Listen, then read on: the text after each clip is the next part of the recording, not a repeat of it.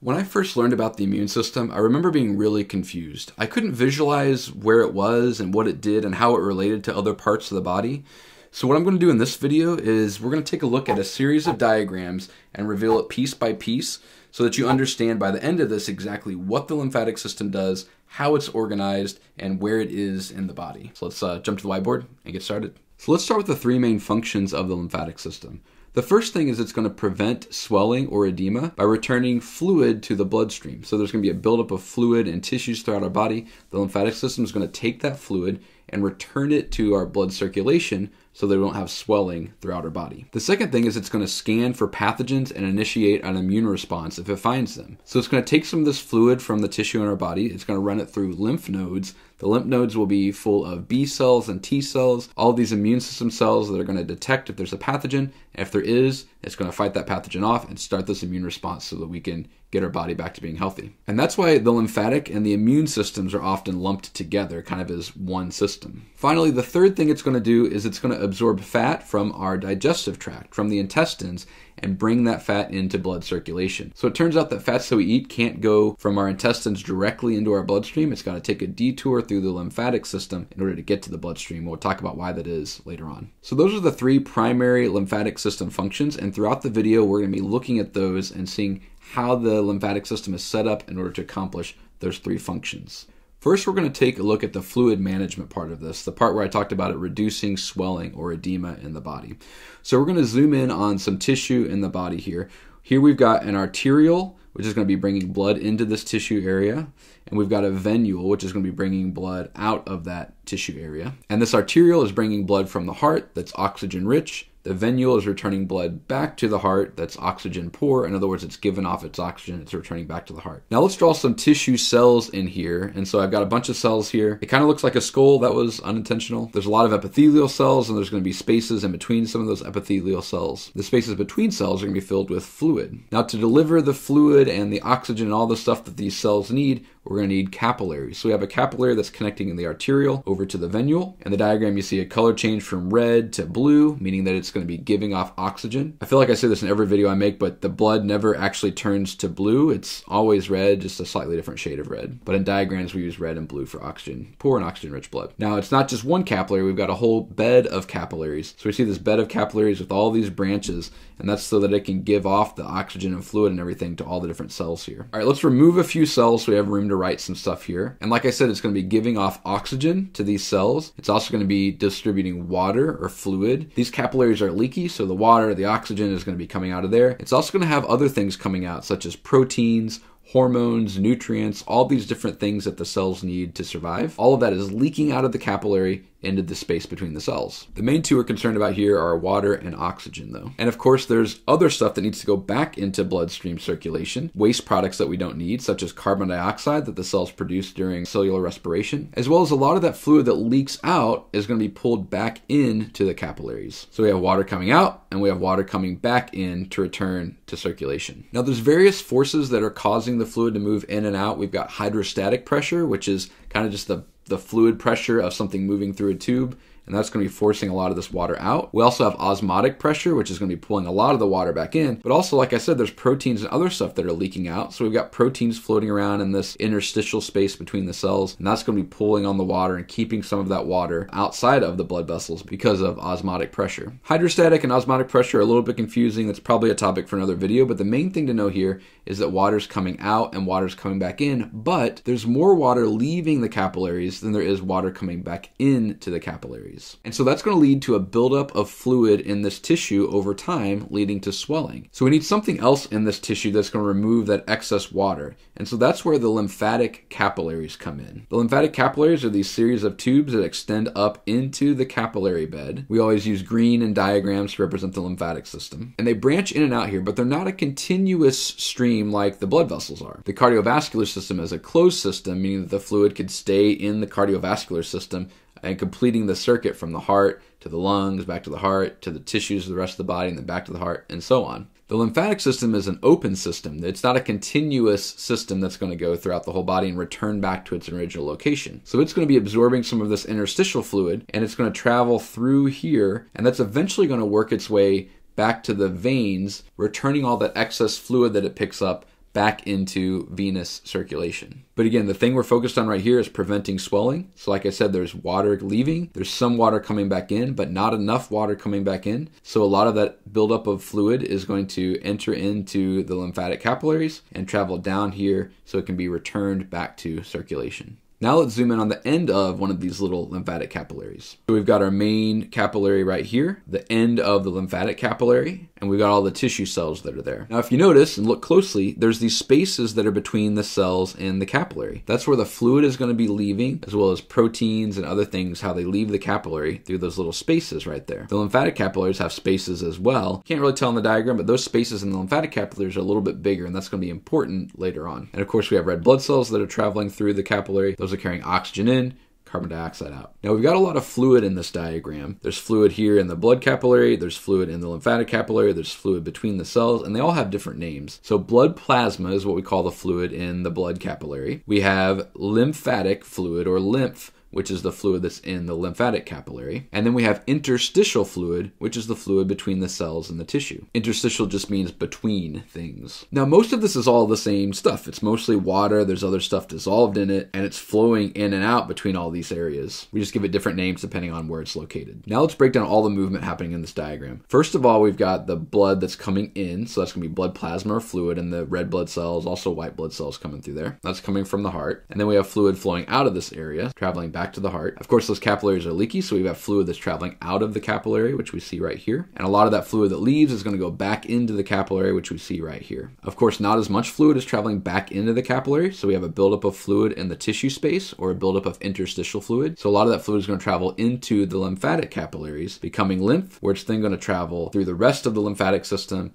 and then back to a vein, the subclavian vein, where it's back into circulation. And again, the fluid in here we call blood plasma. Once it leaves the capillary, we call it interstitial fluid. And then once it moves from the interstitial fluid to the lymphatic capillary, we call it lymph. So this diagram is showing what's happening in the lymphatic system at the tissue level, how these lymphatic capillaries are going to be pulling fluid, this excess fluid from the interstitial space, and bringing it out of that tissue so that we don't have swelling or edema throughout the tissues in our body. Next, we're going to zoom out and look kind of at the whole body level. So I've got a diagram of a person here. We're going to start here with the hands, just because it's a distal end of the arm here. And you can see all these little lymphatic capillaries that are extended out into all parts of the hand. Basically, almost anywhere in your body where there's blood or blood capillaries, there's going to be lymphatic capillaries that are there to remove that fluid. So those lymphatic capillaries are going to be picking up fluid, which came from the bloodstream, which then became interstitial fluid and now is in the lymph vessels. So it's going to be bringing that lymph fluid up the arm closer to the middle part of the body. And if you notice, right here, we've got some spots in those lymph vessels, and those are going to be lymph nodes. And this is where we're getting into that second function of the lymphatic system, where we're scanning for pathogens and initiating an immune response. The lymph nodes are where a lot of that is taking place. So let's zoom in on one of those lymph nodes and take a look at the structure of the lymph node and how it does this. All right, so there's our cute little lymph node, and we're going to have first some vessels that are bringing the lymph into the lymph node. We call these afferent vessels. Afferent just means toward, and I have the A capitalized there because in a second we're going to see an efferent vessel. So these vessels, like this one right here, that's going to be an afferent vessel that's bringing lymph into the lymph node. Now notice on these vessels, there's these little valves, which are going to make sure that the lymph is only flowing in one direction. And if lymph tries to flow backward, those are going to snap shut and prevent the lymph from backflowing. Since we don't have a lymphatic equivalent of a heart to push or pump the lymph fluid through the lymph vessels, we've got these one-way valves so that lymph fluid is only traveling in the correct direction. So lymph is coming in through multiple afferent vessels here, and then the lymph is going to travel out of the lymph node through an efferent vessel. And there's only ever going to be one efferent vessel leaving a lymph node. All right, now let's take a look at a couple regions of the lymph node here. First, we've got the medulla, which is going to be kind of in the center of the lymph node right there, where the lymph is passing through to get to the efferent vessel. And then we've got the cortex, which is going to be the outer part of the lymph node. So all these sections right in here are part of the cortex. Now, for this to scan for pathogens, we have to have white blood cells present, or lymphocytes present. Those lymphocytes are going to be B cells and T cells and macrophages and a few others, but they've got to get there somehow. Now they're white blood cells, they need to come through the bloodstream. So we're going to have some blood vessels coming into each of the lymph nodes. Those blood vessels are going to enter in right by the efferent vessel right in here. It's going to be bringing blood in, including white blood cells. And then of course you've got to have a vein, which is going to be traveling out of that area. And so we've got a little capillary bed, and that's how the white blood cells are going to make it to the lymph node. So we're going to have B cells all throughout this outer part of the cortex. We're going to have T cells kind of mainly clustered in the inner part of the cortex. So any pathogens that get into your bloodstream, some of those are going to end up in the lymph fluid, where they're going to pass through here, and they're going to have to pass by these B cells and these T cells, which are going to be on the lookout for antigens on those pathogens that they recognize, so they can start attacking them and initiate this immune response by the body. So the lymph fluid is going to pass by there, it's going to fill in this medulla, and then come out through the efferent vessel, where it's going to continue on its path. And we're going to see where that path goes to next. So again, how does the lymphatic system scan for pathogens and initiate the immune response? Well, lymph is going to be traveling through these afferent vessels, through the cortex, where it passes by B cells and T cells. Those are going to be trying to detect and see if there's a pathogen present, and they'll start that immune cascade if there is. And if not, that lymph fluid is going to pass by out the efferent vessel, where it can continue on its path. All right, let's see where all of this goes next. But first I want to point out, if you notice, that the lymph nodes aren't just throughout every part of these lymph vessels. They're kind of clustered in certain regions. Throughout this next part of our diagram here, I'm going to be pointing out lymph node regions in green. And this first section here that you'll see is the epitrochlear section of lymph nodes. Those are going to be located kind of on the medial side of the elbow, right in there. Now, all of this lymph fluid that's traveled up from the hand, it's going to be traveling up here through this axillary or armpit region. And we're actually going to have a lot of lymph nodes in that axillary region. So you got a lot of lymph nodes in your armpit, kind of extending up here toward the neck region. Notice that almost all of those vessels are starting to converge into one bigger vessel right there. This is where the lymph fluid is about to drain back into the veins so it can return to our blood circulation. So here in our diagram, we have the right subclavian vein and the left subclavian vein. The subclavian veins connect together to form the superior vena cava, and the superior vena cava is going to bring the blood back into the heart, to the right atrium, right ventricle. It can pump it to the lungs. But all of the lymph fluid that we gather is going to drain back into either the right subclavian vein or the left subclavian vein through two different ducts. The first of those is the right lymphatic duct, and then the second is going to be the thoracic duct. The thoracic duct is going to extend down into your chest and down toward the abdomen, and the thoracic duct is going to get most of the lymph drainage, and the right lymphatic duct is going to get just a smaller fraction of it. We'll see more of this in a second, but the right lymphatic duct is going to get lymph from the right arm, the right side of the face, and a little bit in this region right here. Whereas the thoracic duct is going to drain all of the lymph from the left arm, the left side of the face, as well as like the whole lower half of the body. So right lymphatic duct is getting just lymph from this region right here. Thoracic duct is getting lymph from this region down here and the whole lower half of the body. The chest is also going to have a lot of lymphatics, and so we see a lot of lymphatic vessels right here that are going to be collecting fluid and bringing up into that axillary region. Up next is the region where we actually have the most lymph nodes, and that's going to be in the cervical region. So there's going to be a lot of lymph nodes in our neck. There's going to be a lot kind of in the side of our face right in here. And oftentimes that's broken up not just into cervical, but other names of regions as well. But in this video, I'm just giving kind of an overview of the location of the lymph nodes. So we've got all those lymph nodes in the cervical region. In the left side of the face, they're draining into the thoracic duct. And then in the right side of the face, all of those are going to be draining into the right lymphatic duct. So if you were to trace the path here, from the hand, the lymph is traveling up this way into the right lymphatic duct. From the face, it's traveling down to the right lymphatic duct. Or from here, it's traveling up the arm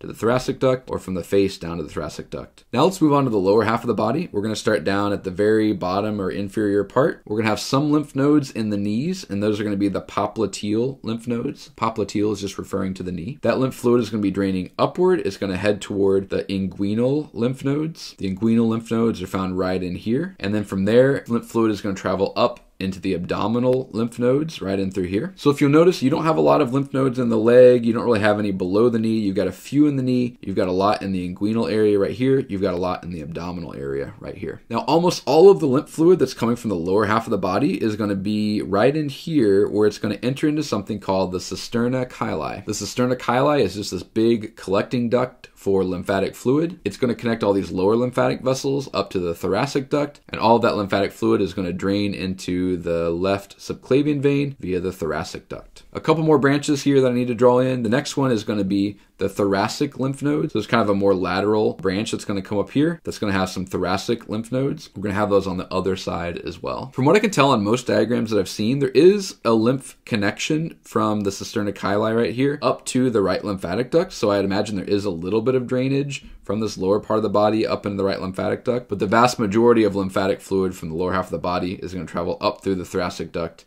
into the left subclavian vein. So all of these lymphatic vessels that are in almost all parts of the body, they're pulling fluid in to scan for pathogens and initiate an immune response. So if there is an invader in the body, the lymph nodes are going to find it. But don't forget about our first function of the lymphatic system, which is preventing swelling. And so they're pulling this fluid from all these different body regions where that fluid may be building up more than it should. So they're pulling that fluid out. All that fluid is going to travel toward those subclavian veins, either via the right lymphatic duct or the thoracic duct, to get all that excess fluid back into the bloodstream where it belongs, so we don't have swelling throughout the body. All right, next let's talk about that third function, the absorbing fat from intestines and delivering it to the bloodstream. So let's draw in a little branch of the small intestine right here, and we've got a lymphatic vessel that's going to be pulling fluid from that intestine and connecting it to the cisterna chyli right in here, where we can drain it back into the thoracic duct. I just have a small section of intestine drawn, but that's so that my diagram doesn't get a little bit out of hand. But really, these lymphatic vessels are going to be connecting all throughout the small intestine to pull that fluid out. So really, this whole area right here would be full of these lymphatic vessels pulling fluid out of the intestines and into the cisterna chyli. Now, when I first learned about all this stuff, I learned that the fats and sugars and proteins and all the nutrients that we eat are going to go from the digestive system straight to the bloodstream. All those things get absorbed from the small intestine into the bloodstream. But it turns out that's not quite the whole truth. Take a look at this diagram. There's a lot going on here, but let's break it down. We've got a section of the small intestine. Inside that small intestine, if we cut it open, we'll see there's these villi, or these tiny little kind of squiggly looking surface membranes that are on the surface of the small intestine. All the food that we eat after it's been broken down is traveling through this tube of the small intestine. Now we got to get those nutrients from the lumen of the small intestine into the bloodstream. So let's zoom in on one of these villi, or on a villus. Here are the absorptive cells, or enterocytes. The nutrients that we've digested are going to pass through there, and most of those are going to pass into the capillaries right here, and they're going to be traveling through the capillary, through the venule, and then back into circulation as it goes directly into the bloodstream. That's going to be true for proteins and sugars because they're soluble in water and they're pretty small. They can pass through the membranes. Fats or lipids are a different story. Lipids are not water soluble, so they can't just go directly into the water. They've got to be packaged. So in these absorptive cells, they're going to be packaged into something called a chylomicron. A chylomicron is a long fancy name for basically a little water-soluble package that the lipids will get packaged into so they can enter into the fluid. So they get packaged into a chylomicron, but unfortunately the chylomicron, it's a little bit bulky. It's not going to fit into the capillaries to make it into the bloodstream. There's just not enough space between the cells and the capillaries. However, the lymphatic capillaries actually have more space between the cells, and the chylomicrons can fit into there. So with the lipids, which are in the chylomicrons, what they're going to do is they're going to travel through the lymphatic vessel right here, and they're going to travel out, then they're going to travel through here, up through the cisterna chyli and the thoracic duct, and then boom, they're back into blood circulation. But they never had to travel directly through a blood capillary. They entered the lymphatic capillaries instead. So that's the third function, absorbing fats from the intestines, delivering those to the bloodstream through the lymphatic system. All right, next, let's go back to that pathogen and immune response thing again. These other organs we're about to talk about are included in the lymphatic system because they help with this immune response. The first one is going to be the thymus. The thymus is located sort of anterior to your heart. It's actually bigger when you're a kid, and then it shrinks over time. By the time you're an adult, it's like a tenth of its normal size usually. But what the thymus does is it's going to produce T lymphocytes. Those T lymphocytes first grew in the bone marrow. That's where your white blood cells and red blood cells are mainly produced. They'll travel from there to the thymus, and the thymus is going to have them develop and mature into T cells.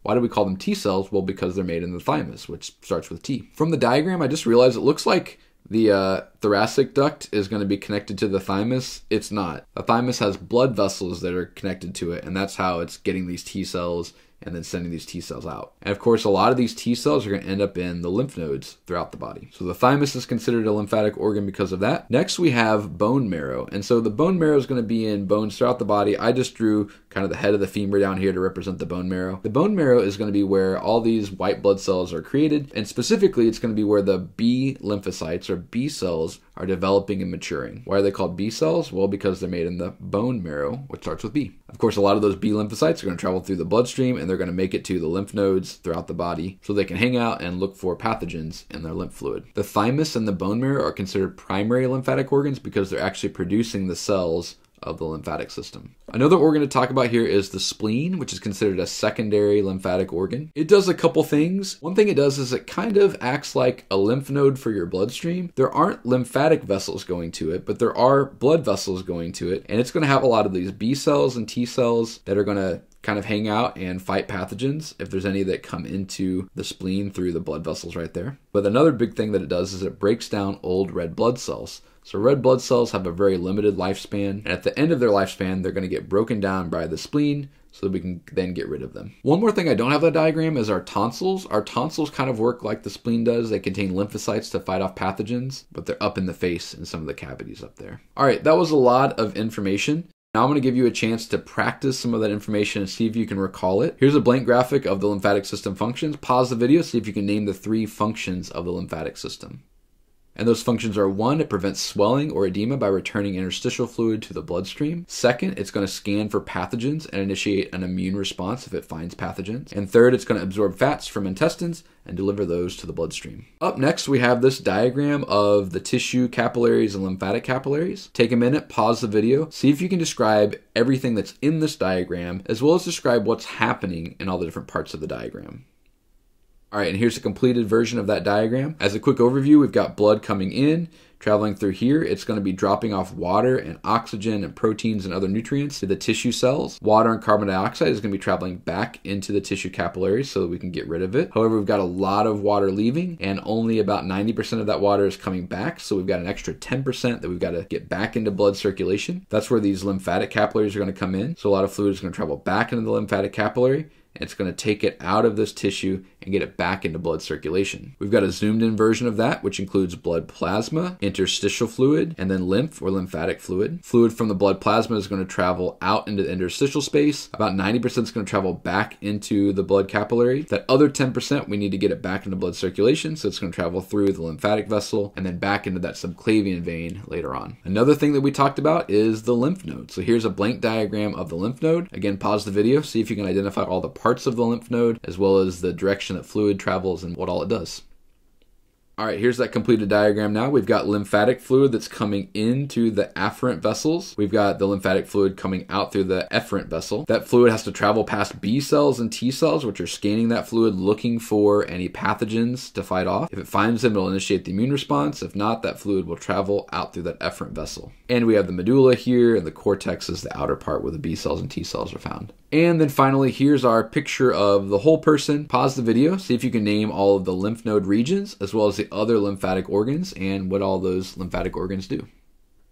And there's all those terms again. The lymphatic fluid from the hand and the arm is going to travel up through this region, past the epitrochlear lymph nodes, through the axillary lymph nodes, and then into the thoracic duct, or on this side up through the right lymphatic duct. Majority of our lymph nodes are here in the cervical region. Those are going to drain down into the thoracic and right lymphatic duct. Fluid from the lower leg is going to travel up through the popliteal lymph nodes, up through the inguinal lymph nodes, abdominal lymph nodes, into the sternochyli, which is going to travel through the thoracic duct. All of that lymph fluid is going to make it back into the left subclavian vein or the right subclavian vein. We have lymph vessels that are taking fluid from the small intestine. That's where fats are going to get absorbed into the lymphatic system so they can return to venous circulation. And finally, we have these other lymphatic organs: the thymus, where T cells develop and mature; the bone marrow, where B cells develop and mature; and we have the spleen, which contains a lot of lymphocytes, which will fight off pathogens, as well as being a site where red blood cells are broken down. All right, so that was a lot of information. It turns out the lymphatic system has a lot of parts. There's a lot of complexity to it. I didn't get into how the B cells and T cells actually do the immune response. If you're interested in that, I've got a video on that, so check that video out. It should be linked right here. Special shout out to my patrons on Patreon who helped make this video possible. If you're looking for the diagrams from this video, both the blank and completed diagrams, those are available on my Patreon, so check that out. There's a link below. And good luck learning anatomy. Hope to see you in the next video. I'll see you then.